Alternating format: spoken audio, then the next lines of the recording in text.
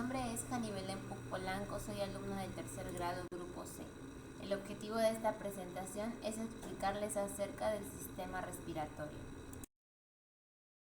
Las principales estructuras de la vía respiratoria alta son la nariz, la cavidad nasal, la boca, la garganta, faringe y la laringe, como podemos observar en la imagen que se presenta.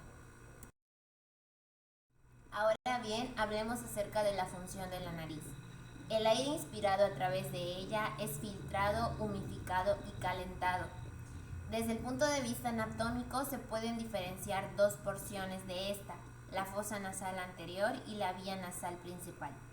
La fosa nasal anterior comprende la zona situada entre los orificios externos y los cornetes, misma que posee la menor sección transversal de la vía aérea, y allí está la primera línea de defensa del árbol traqueobronquial, constituida por un conjunto de folículos que reciben el nombre de vibrisas. En esta región, el aire inspirado sigue un trayecto contorneado a través de los repliegues que forman los cornetes. Por debajo de los cornetes superior y medio están los orificios que comunican con los senos paranasales, cavidades huecas de los huesos del cráneo. Los senos paranasales incluyen los senos maxilares, frontales, etmoidales y esfenoidales. Su función es proporcionar moco a la cavidad nasal y actuar de cámara de resonancia en la producción de sonidos. En cuanto a la cavidad nasal, esta es la membrana que tapiza las fosas y conductos nasales. Tiene tres funciones. La primera es filtrar y limpiar el aire eliminando sus impurezas, humos, polvo, polen, hongos, virus, bacterias, entre otros. La segunda es acondicionar el aire inspirado para que llegue a los pulmones con la humedad y temperatura adecuadas y actuar como órgano sensorial para la captación de los olores.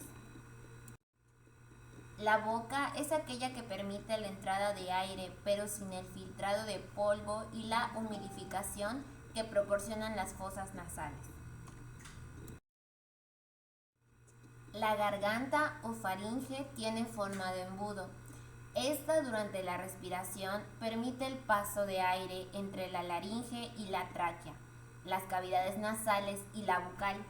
La faringe consta de tres regiones: la nasofaringe, que es posterior a la cavidad nasal y funciona solamente como conducto para el paso de aire.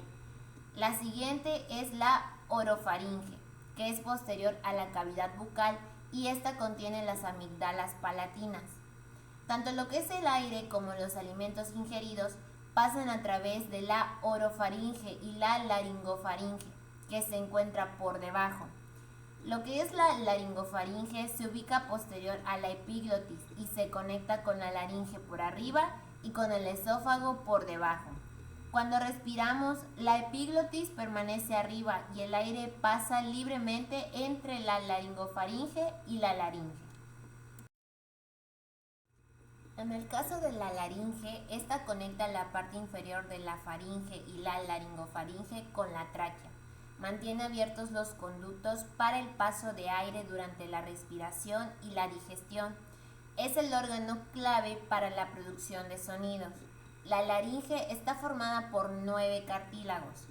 Dentro de la laringe se encuentran los pliegues vocales o cuerdas vocales verdaderas, que tienen ligamentos elásticos en su parte central.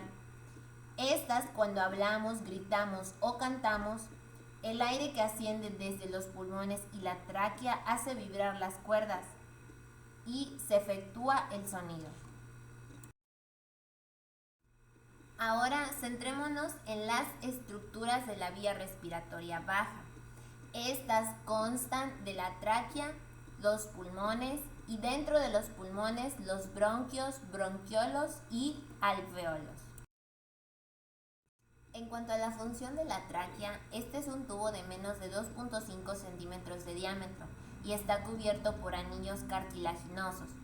Se extiende desde la parte inferior de la laringe y desciende por detrás del esternón hasta que se ramifica en tubos mucho más pequeños, que son los bronquios. Durante la inhalación, el aire filtrado y calentado por el sistema respiratorio superior, del cual hablamos anteriormente, pasa de la faringe y la laringe hacia la tráquea. Luego desciende a los bronquios e ingresa a los pulmones. Los anillos cartilaginosos de la tráquea brindan soporte al tubo e impiden que se sobreexpanda o se colapse. Tienen forma de C y están interrumpidos en la parte posterior. Esto permite que la tráquea se doble cuando el esófago presiona contra ella cuando se degluten los alimentos. En cuanto a los bronquiolos, los tubos de los bronquios principales se ramifican a partir de la parte inferior de la tráquea. Estas ramas se subdividen nuevamente en bronquios secundarios y terciarios y luego en bronquiolos. Estas vías respiratorias progresivamente más pequeñas son las que transportan aire con alto contenido de oxígeno desde la tráquea hasta los pulmones. Los pulmones son aquellos encargados del intercambio gaseoso entre el aire que respiramos y nuestro cuerpo. Están protegidos dentro de la caja torácica. La función de los alveolos. Estos son sacos microscópicos que se llenan de aire proveniente de los bronquiolos. Existen cientos de millones de alveolos dentro de cada pulmón. Son los extremos terminales del tracto respiratorio y los sitios de la respiración externa donde tiene lugar el intercambio de gases entre el aire y el torrente sanguíneo. Durante la inhalación, el trabajo de los alveolos es llenarse de aire proveniente de los bronquiolos. El oxígeno se difunde a través de ellos hacia las redes de capilares pulmonares que los rodean y es bombeado con el torrente sanguíneo. Como bien sabemos, contamos con dos pulmones, pero estos tienen características diferentes. En cuanto al pulmón izquierdo, este posee dos lóbulos, medio e inferior, y tiene un volumen ligeramente menor que el derecho. Se curva hacia adentro a nivel de la icinura cardíaca para alojar el corazón. En cuanto al pulmón derecho, este cuenta con tres lóbulos, el superior, el medio e inferior. Es ligeramente más corto porque el diafragma, ubicado debajo del mismo, se sitúa más alto para alojar el hígado. Se le llama árbol bronquial al conjunto de tubos y conductos que conectan la parte inferior de la tráquea con los alveolos pulmonares. Se trata de una de las estructuras fundamentales del pulmón. Se llama así porque es una red de alveolos, bronquiolos y bronquios. Ahora hablemos de cuál es la función de los pulmones y el árbol bronquial. Los pulmones, el trabajo que hacen es ingresar el oxígeno al cuerpo cuando se inhala y sacan el dióxido de carbono del cuerpo cuando se exhala. Y el árbol bronquial, su función principal es distribuir el aire que ingresa a través de las vías respiratorias superiores hacia unas estructuras contenidas en el pulmón que, debido a su conformación, alojan una superficie de contacto enorme que facilita la difusión de los gases.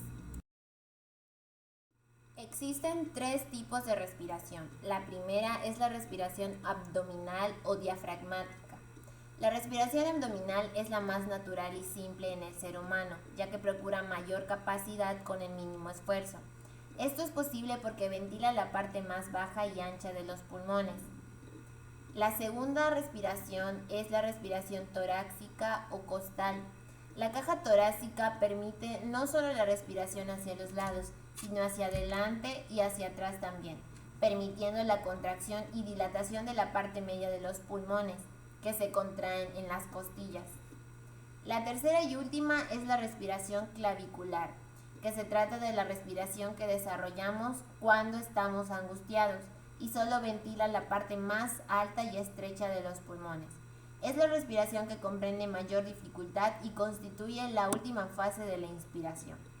La respiración completa e ideal comprende los tres tipos de respiración: abdominal, torácica y clavicular, produciéndose una expansión del tronco en todas direcciones para ventilar los pulmones en profundidad.